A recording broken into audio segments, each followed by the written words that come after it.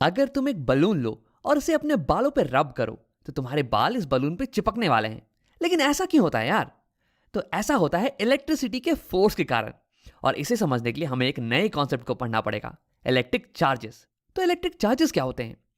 तो अगर मान लो कि तुम कोई भी चीज लो, जैसे कि ये कैट, और इसके अंदर जूम इन करो, इसके अंदर और जाके देखो, तो तुम्हें दिखेगा कि ये कैट बनी हुई है बहुत सारे ऑर्गन से। और अगर तुम किसी एक ऑर्गन पे जूम इन करो तो तुम्हें दिखेगा कि ये ऑर्गन बनी हुई है बहुत सारे सेल्स से। अब इसके बारे में तुमने बायोलॉजी में तो पढ़ा ही होगा। अब अगर हम एक सेल को लें और उसके अंदर जाके देखें और जूम इन करें तो हमें दिखेगा कि एक सेल बना हुआ है बहुत सारे एटम्स से। देखो, दुनिया की हर एक चीज ये एटम से मिलकर बनी हुई होती है। एटम्स ये बिल्डिंग ब्लॉक्स होते हैं। जैसे कि एक मकान बहुत सारी ईंटों से मिलकर बना होता है, वैसे हर एक चीज ये एटम से ही मिलकर बनी हुई होती है। तो ये बिल्ली भी बनी हुई है बहुत सारे एटम से। और एटम्स का मतलब होता है इनडिविजिबल, यानी कि जिसे हम तोड़ नहीं सकते हैं। तो हमें पहले लगता था कि एटम्स को हम और ज्यादा तोड़ नहीं सकते हैं, लेकिन आज हमें पता है कि एटम्स भी छोटे छोटे पार्टिकल से बना होता है। तो अगर तुम एक एटम के अंदर जूम इन करो तो तुम्हें दिखेगा कि ये बना हुआ है 3 अलग अलग टाइप के पार्टिकल से। और हमने इनका नाम दे दिया है प्रोटॉन्स, न्यूट्रॉन्स और इलेक्ट्रॉन्स। और इलेक्ट्रिक चार्ज ये इन्हीं पार्टिकल्स की एक प्रॉपर्टी होती है। अब इसे समझते हैं एक एक्सपेरिमेंट की मदद से। तो अगर तुम 2 प्रोटॉन को लो, 2 प्रोटॉन्स को, और उन्हें पास पास रख दो, तो ये एक दूसरे को ढकेलने वाले हैं, ये एक दूसरे को रिपेल करने वाले हैं, कुछ ऐसे। और अगर तुम 2 इलेक्ट्रॉन्स को लोगे ना, तो ये भी एक दूसरे को रिपेल करने वाले हैं। लेकिन अगर तुम एक प्रोटॉन और एक इलेक्ट्रॉन को पास पास रख दो तो ये एक दूसरे को अपने पास खींचने वाले हैं, अट्रैक्ट करने वाले हैं, कुछ ऐसे। तो यार यहाँ पे ये हो क्या रहा है? अगर मैं एक टेबल और एक चेयर को आसपास रखूं तो ये तो एक दूसरे को नहीं अट्रैक्ट करेंगे, नहीं रिपेल करने वाले हैं। तो लोगों ने सोचा कि हो सकता है कि इन पार्टिकल्स की कुछ प्रॉपर्टी है जिसके कारण ये एक दूसरे को अट्रैक्ट या रिपेल कर पा रहे हैं। और इसी प्रॉपर्टी का उन्होंने नाम दे दिया इलेक्ट्रिक चार्ज। तो आओ लिख लेते हैं, इलेक्ट्रिक चार्ज ये एक प्रॉपर्टी है पार्टिकल्स की जिसके कारण ये दूसरे चार्ज पार्टिकल्स को अट्रैक्ट या रिपेल कर पाते हैं। और जिस ताकत से, जिस फोर्स से एक दूसरे को अट्रैक्ट या रिपेल करते हैं ना, उसी को हम कहते हैं फोर्स ऑफ इलेक्ट्रिसिटी। अब आओ चार्जेस के बारे में थोड़ा और समझते हैं। चार्जेस ये 2 टाइप के होते हैं। प्रोटॉन्स पे अलग टाइप का चार्ज होता है और इलेक्ट्रॉन्स पे अलग टाइप का चार्ज होता है। अब आओ उसी को समझते हैं इस एक्सपेरिमेंट से। देखो, जब भी 2 प्रोटॉन्स पास में आते हैं ना, तो ये एक दूसरे को रिपेल करने वाले हैं। अब देखो, सारे प्रोटॉन्स ये तो एक जैसे होते हैं, तो इन पे जो चार्ज होगा ये भी सेम होने वाला है। तो यानी कि इससे हम कह सकते हैं कि जब भी सेम चार्ज के पार्टिकल्स पास में आएंगे ना, तो ये एक दूसरे को रिपेल ही करने वाले हैं। सेम चीज हो रहा है हमारे इलेक्ट्रॉन्स के साथ भी। इलेक्ट्रॉन्स भी एक दूसरे को रिपेल कर रहे हैं। तो सारे इलेक्ट्रॉन्स ये भी एक जैसे हैं, तो इन पे भी जो चार्ज है ना, ये भी सेम है। तो यानी कि सेम चार्ज वाले पार्टिकल्स ये एक दूसरे को रिपेल करने वाले हैं। लेकिन देखो यहाँ पे, अगर एक प्रोटॉन और एक इलेक्ट्रॉन ये पास पास आ जाए तो ये रिपेल करने के बजाय ये अट्रैक्ट करने वाले हैं। तो यहां से हम ये कह सकते हैं कि प्रोटॉन और इलेक्ट्रॉन का चार्ज ये सेम नहीं बल्कि अलग अलग है। तो इसलिए हम कहते हैं कि चार्जेस ये 2 अलग टाइप के होते हैं। प्रोटॉन्स के चार्जेस ये एक टाइप के हो गए और इलेक्ट्रॉन्स के चार्जेस ये अलग टाइप के हो गए। और हमने इनका नाम दे दिया है। हमने बस बोल दिया कि प्रोटॉन के चार्जेस, इन्हें हम पॉजिटिव चार्ज बुलाने वाले हैं, पॉजिटिव चार्ज। और इलेक्ट्रॉन्स के चार्ज को हम नेगेटिव चार्ज बुलाने वाले हैं, नेगेटिव चार्ज। और इस एक्सपेरिमेंट से ये भी निकल के आया कि लाइक चार्जेस ये रिपेल करते हैं और अनलाइक चार्जेस ये अट्रैक्ट करते हैं। तो यानी कि प्रोटॉन के पास हो गया पॉजिटिव चार्ज और इलेक्ट्रॉन के पास हो गया नेगेटिव चार्ज। अब तुम ये सोच रहे होगे कि राम, न्यूट्रॉन की बात हमने अभी तक नहीं की, न्यूट्रॉन पे कौन सा चार्ज है? तो देखो, अगर हम एक्सपेरिमेंट करें और न्यूट्रॉन को एक प्रोटॉन के पास में लेके आए, या फिर एक इलेक्ट्रॉन के पास में, या फिर किसी और न्यूट्रॉन के पास में, तो इन सारे एक्सपेरिमेंट में कोई भी अट्रैक्शन या रिपल्शन नहीं होने वाला है, कोई भी इलेक्ट्रिक फोर्स हमें नहीं दिखने वाला है। तो यानी कि हम कहेंगे कि न्यूट्रॉन, इसके पास ये प्रॉपर्टी है ही नहीं, इलेक्ट्रिक चार्ज की प्रॉपर्टी बिल्कुल नहीं है। क्योंकि अगर ये होती तो ये दूसरे चार्ज पार्टिकल्स को अट्रैक्ट या रिपेल करता।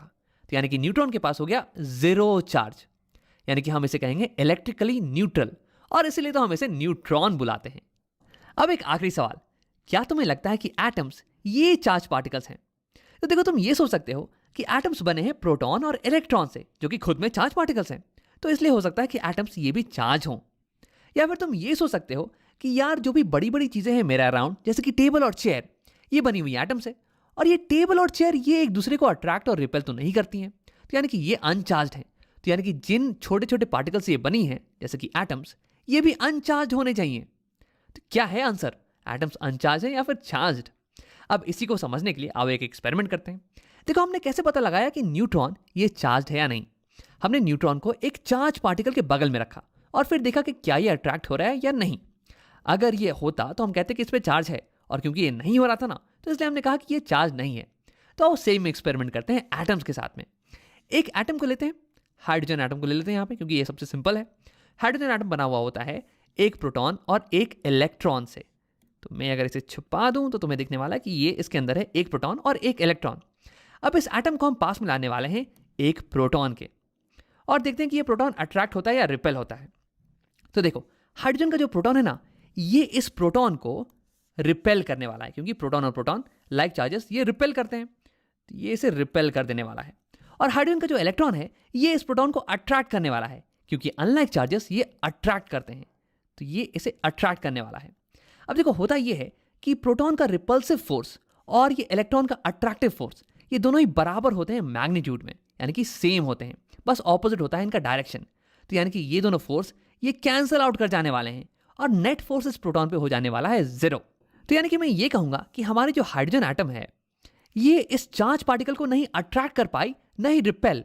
तो यानी कि हमारी हाइड्रोजन एटम पे नेट चार्ज ये हो जाने वाला है 0।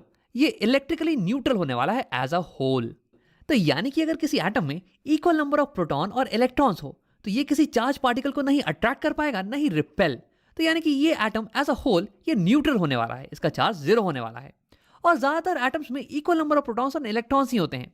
जैसे कि फॉर एग्जांपल, अगर मैं कार्बन एटम की बात करूं, तो कार्बन एटम में होते हैं 6 प्रोटॉन और 6 इलेक्ट्रॉन। वैसे तो 6 न्यूट्रॉन भी होते हैं, लेकिन उनकी चार्ज तो 0 हो गई ना, तो उनकी बात तो नहीं करते हैं। तो हाँ, तो एज अ होल ये एटम ये किसी भी चार्ज पार्टिकल को नहीं अट्रैक्ट करेगा, नहीं रिपेल। तो यानी कि इसका नेट चार्ज ये हो जाएगा 0, और ये होने वाला है न्यूट्रल। तो यहाँ पे क्योंकि प्रोटॉन के चार्ज का इफेक्ट ये बिल्कुल ही ऑपोजिट है इलेक्ट्रॉन के चार्ज के इफेक्ट के, ये एक दूसरे को कैंसिल आउट कर रहे हैं, इसलिए हमने इनका नाम चालाकी से पॉजिटिव और नेगेटिव रख दिया, क्योंकि मैथमेटिकली पॉजिटिव और नेगेटिव ये एक दूसरे को कैंसिल आउट करते हैं। जैसे कि यहाँ पे देखो, कार्बन में हो गए 6 प्रोटॉन, यानी कि 6 पॉजिटिवली चार्ज पार्टिकल्स, यानी कि इनका नेट सम हो जाएगा, नेट चार्ज हो जाएगा +6। सिमिलरली इलेक्ट्रॉन्स जो कि नेगेटिवली चार्ज पार्टिकल हैं, इनका नेट चार्ज हो जाने वाला है -6। तो अगर मैं एटम का नेट चार्ज कैलकुलेट करने को कहूं, तो हमें करना पड़ेगा +6 -6, और ये हमें दे देने वाला है 0। ये कैंसिल आउट कर देने वाला है एक दूसरे को। सिमिलरली अगर हाइड्रोजन एटम की बात करो, तो उसमें होता है एक प्रोटॉन और एक इलेक्ट्रॉन, यानी कि +1 और -1, ये एक दूसरे को कैंसिल आउट कर देंगे और हमें आंसर आ जाएगा 0। तो मैथमेटिकली भी हम देख सकते हैं कि एटम्स का नेट चार्ज ये होता है 0, ये न्यूट्रल होते हैं। और क्योंकि एटम्स न्यूट्रल होते हैं, इसलिए इनसे बनने वाली सारी चीजें ये भी न्यूट्रल होती हैं। जैसे कि तुम अपने आसपास कोई भी बड़ी चीज देख लो, जैसे कि टेबल और चेयर, तो इनके बीच में कोई भी इलेक्ट्रिक फोर्स नहीं होने वाला है, ये किसी को भी अट्रैक्ट या रिपेल नहीं करने वाली हैं, और ये भी न्यूट्रल होने वाली हैं। लेकिन हमारे पास कुछ तरीके हैं एटम को चार्ज करने के। जैसे कि यहाँ देखो, अगर मैं कार्बन एटम से कुछ इलेक्ट्रॉन्स को निकाल लूं, जैसे कि यहाँ मैंने 2 इलेक्ट्रॉन्स को हटा दिया है, हाँ, तो हमारे एटम में बच गया 6 प्रोटॉन, यानी कि इनका चार्ज हो जाएगा +6, और 4 इलेक्ट्रॉन्स, तो इनका चार्ज हो जाएगा -4, यानी कि एटम पे टोटल चार्ज ये हो गया +6 -4, यानी कि +2, यानी कि हमारा एटम ये अब पॉजिटिवली चार्ज हो गया है, और ये आसपास रखे किसी भी पॉजिटिव चार्ज को ज्यादा रिपेल करने वाला है। तो हमने यहाँ पे अपने एटम को पॉजिटिवली चार्ज बना दिया।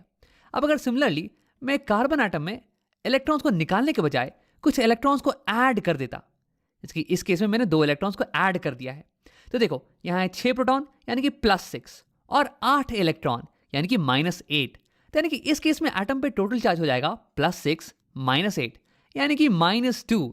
तो इस केस में हमारा एटम ये नेगेटिवली चार्ज हो गया है, और ये पास में रखे हुए किसी भी पॉजिटिव चार्ज को ज्यादा अट्रैक्ट करने वाला है।